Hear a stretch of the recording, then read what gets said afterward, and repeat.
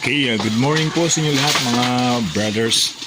Ito po yung ating unang araw na itong ating mga piglets ay nawalay natin sa kanyang inahin sa ating breeder.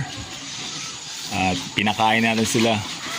Kapag ka ang ating mga piglets ay for example na sinimulan na natin iwalay or awatin, importante dyan yung talagang sanay na sanay silang kumain.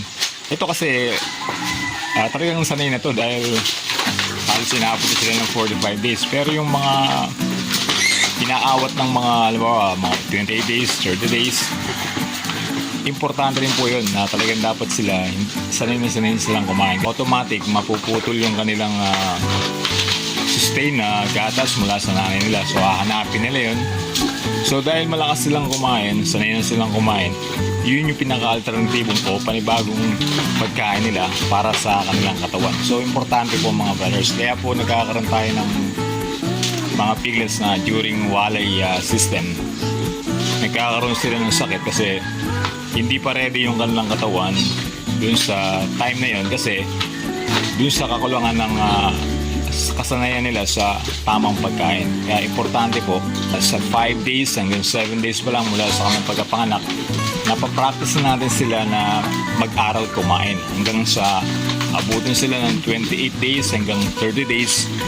Talagang sabi nga natin wild na silang kumain pagdating sa sa pagkain ng feeds.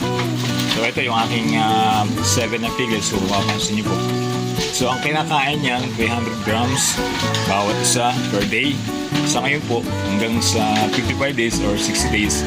Tapos lilipat na po tayo sa starter. So ngayon nasa isa pre-starter stage tayo mga brothers. Naglagay muna tayo ng 3/4 na pagkain. Tapos mamaya po bibigay pa natin yung 3/4. Ibig sabihin kulang 2 kilos na tayo. So kakain sila ng 2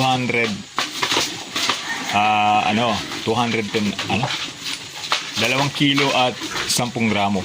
Yan ang kakainin nila sa loob ng karton. So siyempre kahit nagbigay tayo ng 3/4 ngayon, bibigyan natin din sila ng paunti-unti mamaya-maya pagka gusto nila kasi hindi natin sure kung kaya na ba nilang ubusin yung nire-require na pagkain na ganun karami. Kaya okay lang muna yung konti para hindi masayang yung ating pagkain. Ito rin, itong isa nating inahin na to, ito po yung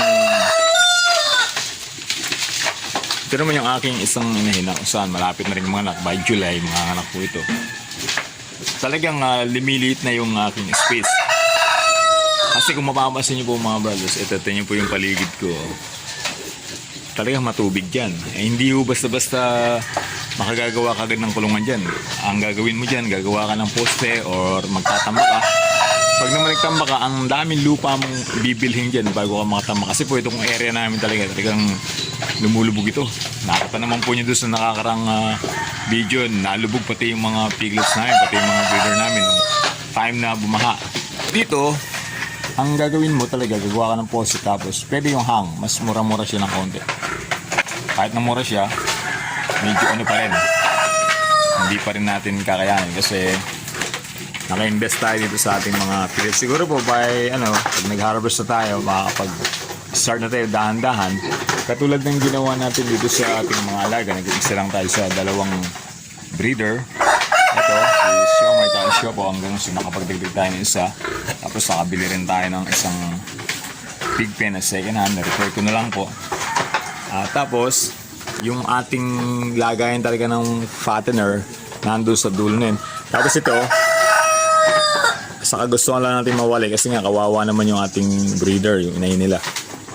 Ginawa natin ng paraan. So wala na talagang space mga brothers. Hirap na kami, hirap na ako pumunta dun sa kasi nga dadaan ka pa dito sa area na to, hakubang ka. Pag may hinahin na yung resistensya mo syempre. Kailangan, pero okay lang, tis-tis lang konti mga brothers. Syempre pagka naman nag-harvest na tayo, umahan na tayo, makapag-prepare na tayo ng panibagong lalagyan na yung talagang quality para sa ating mga alaga at fit din sa bawat sa amin para sa maayos na pag-aalaga kasi yung ma-organize natin mabuti po mga brothers. Kaya maraming salamat sa inyo mga brothers sa inyong panonood ng aking video. So subscribe niyo po yung ating channel, My Brother Is Not a Kid. Marami pa tayong pag-aaralan patungkol sa pag-uusap natin, patungkol sa pag-aalaga po ng mga hayop, especially po sa pag-aalaga natin ng ating mga alagang baboy.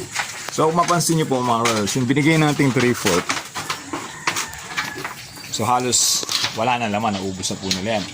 So 3/4, kung natitignan po natin ng 1 1/4, so nasa 2 kilos na sila.